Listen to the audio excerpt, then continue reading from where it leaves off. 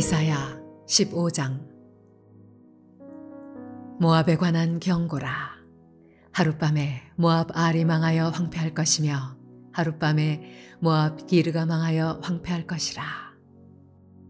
그들은 바잇과 디본 산당에 올라가서 울며 모압은 느보와 메드바를 위하여 통곡하는도다.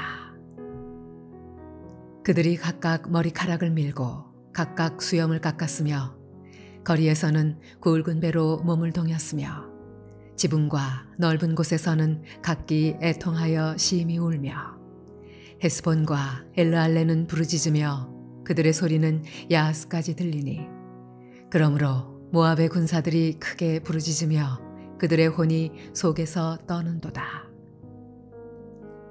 내 마음이 모압을 위하여 부르짖는도다. 그 피난민들은 소알과 에글랏 슬리시아까지 이르고 울며 루잇 비탈길로 올라가며 호로나임 길에서 패망을 울부짖으니 니무린물이 마르고 풀이 시들었으며 연한 풀이 말라 청정한 것이 없음이로다. 그러므로 그들이 얻은 재물과 쌓았던 것을 가지고 버드나무 시내를 건너리니 이는 곡성이 모압 사방에 둘렸고 슬피 부르짖음이 에글라임에 이르며 부르짖음이 브에렐림에 미치며 디몬물에는 피가 가득함이로다. 그럴지라도 내가 디몬에 재앙을 더 내리되 모압의 도피한 자와 그 땅의 남은 자에게 사자를 보내리라.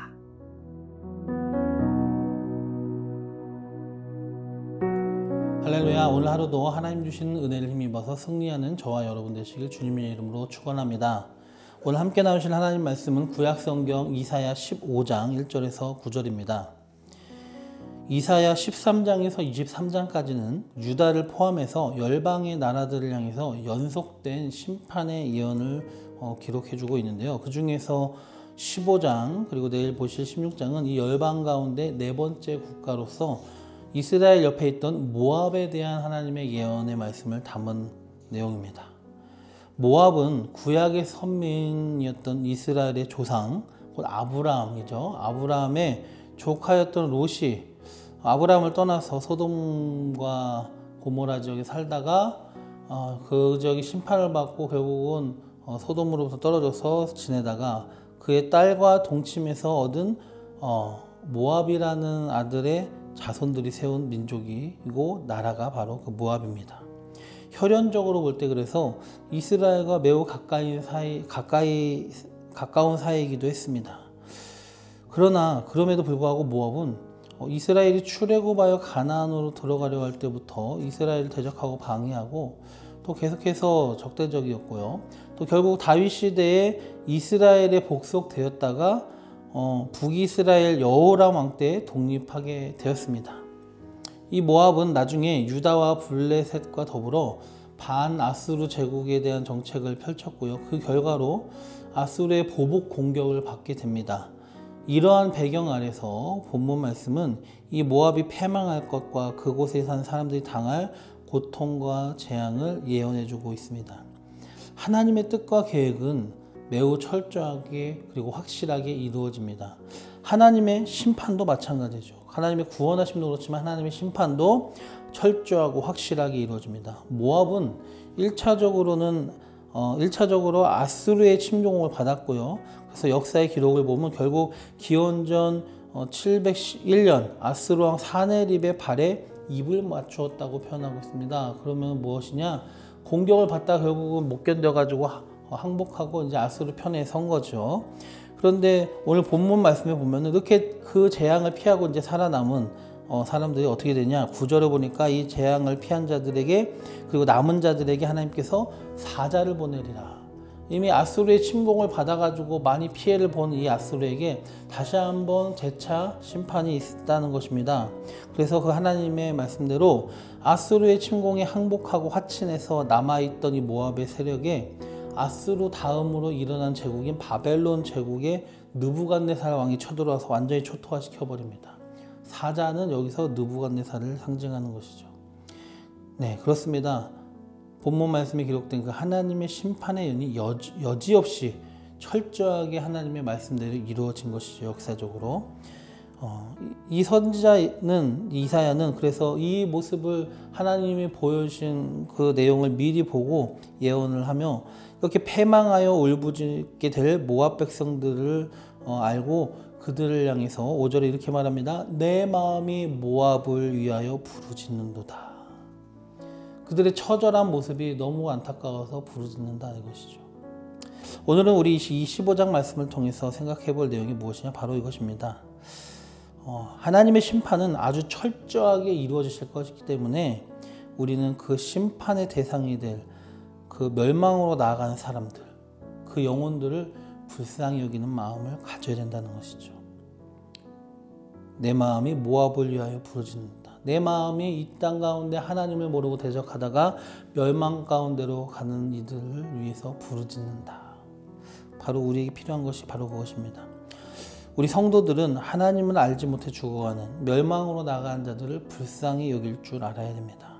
이 5절에 나오는 모압을 위해 부르짖는 마음은 선지자 이사야의 마음일 뿐만 아니라 또한 그들을 향한 하나님의 마음이기도 하고요.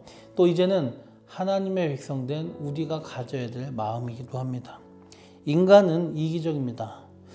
우리는 우리 가운데 있는 그 부패한 본성을 따르는 옛사람의 마음을 다 갖고 있기 때문에 믿지 않았을 때 그렇지만은 여전히 우리 가운데는 그런 이기적인 마음이 있습니다. 그래서 믿지 않는 자들, 죽어가는 자들, 멸망으로 나아가는 사람들에 대한 관심을 가지지도 못하고 그 영혼을 불쌍히 여기는 마음조차 가지지도 못합니다. 우리 능력과 우리 마음으로 우리 본성은 안 돼요. 그래서 우리는 우리를 향해 주시는 하나님의 새로운 마음이 있어야 됩니다. 그리고 하나님이 그들에게 어떤 마음을 품고 있는가, 그들을 향한 그 하나님의 마음을 우리가 깨닫게 되고 그 마음을 우리가 품어야 됩니다. 곧 영혼, 생명을 불쌍히 여기시는 하나님의 마음. 하나님께 그런 영혼을 불쌍히 여기고 생명을 불쌍히 여기는 마음이 있었기 때문에 우리도 그 하나님의 그 우리를 불쌍히 여기는 마음으로 구원받은 거 아니겠습니까? 하나님의 그 마음 때문에 우리도 구원을 받은 거예요. 멸망으로 나아가는 길에서. 이제는 우리가 그 사랑과 은혜에 감사해야 됩니다. 자격 없는 우리를 용서하시고 구원하시고 백성 삼아주신 그 긍휼의 마음, 사랑의 마음, 불쌍히 여기시는 하나님의 마음에 대한 그 감사와 감격을 회복해야 됩니다. 그리고 그 감사와 감격을 힘입어서 우리는 이제 우리의 이기적인 마음이 아니라 우리에게 주신 그 새 마음, 하나님의 마음을 품어서 하나님의 마음을 내 마음으로 삼아야 됩니다. 그 마음을 닮아가야 됩니다. 이기적이었던 나만 알았던 우리 마음 대신에 이제는 우리의 달라진 마음, 변화된 마음, 하나님의 마음을 품는 마음이 되어야 됩니다. 하나님은 어떤 마음을 품으셨습니까? 그 불쌍히 여기는 마음이 무엇입니까? 에스겔 18장 23절 이렇게 말씀하십니다. 주 여호와의 말씀이니라. 내가 어찌 악인이 죽는 것을 조금인들 기뻐하랴. 그가 돌이켜 그 길에서 떠나 사는 것을 어찌 기뻐하지 아니하겠느냐. 하나님을 모른 채로 죽어가는 사람들에 대한 하나님의 마음입니다. 악인이 죽는 것을 조금인들 기뻐하랴. 하나, 둘. 지금 이렇게 몇 초 흘러가는 순간 지금도 하나님을 모른 채 죽은 사람들이 너무 많이 있습니다. 악인이 돌이켜서 그 길에서 떠나 사는 것을 어찌 기뻐하지 아니하겠느냐. 그 하나님의 마음. 또 베드로후서 3장 9절에 보면 주의 약속은 어떤 이들이 더디다고 생각하는 것 같이 더딘 것이 아니라 오직 주께서는 너희를 대하여 오래 참으사 아무도 멸망하지 않고 다 회개하기에 이르기를 원하시느니라 말씀하십니다. 왜 주님 좀 빨리 오시지, 와서 저 내 꼴 보기 싫은 죄인들, 악한 자들, 하나님 대적한 자들도 심판 좀 하시, 그래야 내 속이 사이다 한 잔 마신 것처럼 시원하지. 하나님의 속이 아니라 내 속의 시원함을 위해서가 정말 우리 목적이 되지 말아야겠습니다. 하나님은 속 시원하기 위해서 그들을 심판하지 않습니다. 하나님은 그들이 죽어가는 것을, 죄 가운데 죽고 죄 가운데 결국 지옥으로 가는 것을 안타까워하십니다. 하나님은 철저한 거룩과 공의 하나님이심과 동시에 또한 긍휼, 자비가 넘쳐나시고 오래 참으시는 하나님이십니다. 하나님 선하시고 인자하시다고 시편에는 계속해서 고백하면서 그로 인하여서 감사한다고 했습니다. 죄인을 참으시고 또 참으시고 그가 회개하고 하나님께 돌아오기를 기다리시는 그 하나님의 마음. 우리도 그 마음 때문에 구원받았다면 이제는 그 하나님의 마음을 품어야 될 줄로 믿습니다. 심판과 멸망을 피해서 죄로부터 돌이켜 영생의 길에 이르는 것, 죄인이 그 길로 가는 것, 그것이 하나님이 바라시는 것입니다.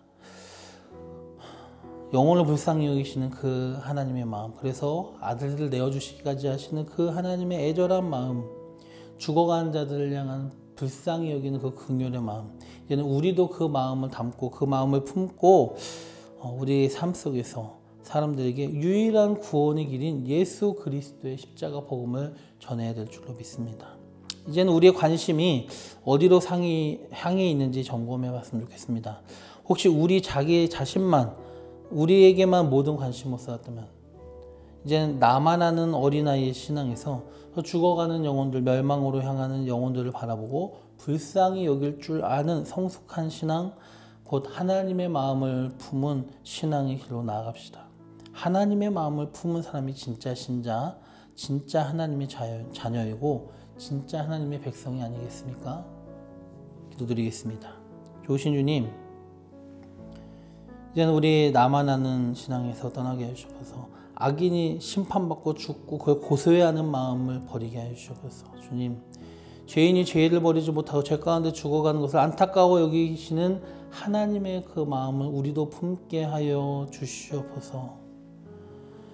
원수를 사랑하라는 그 말씀을 친히 실천하신 하나님, 그래서 원수된 우리를 구원하시기 위해서 그 아들을 십자가에 못 박으신 그 하나님, 긍휼히 여기시는 그 하나님, 죄인이 돌이키시길 원하시는 그 하나님, 주님 오래 참으시는 그 하나님, 영혼을 불쌍히 여기는 그 하나님의 마음을 우리도 알고 깨닫고 우리가 그것을 인해 구원받았던 것을 감사하며 그 감격함으로 말미암아 우리도 하나님의 마음을 품고 세상을 바라보게 하시고 사람들에게 유일한 구원의 길인 하나님의 아들 예수 그리스도의 십자가 복음을 전해서 한 사람 한 사람을 구원하는 우리 모든 물레동교회 성도가 될 수 있도록 주님 인도하여 주시옵소서. 예수님의 이름으로 기도드리옵나이다. 아멘.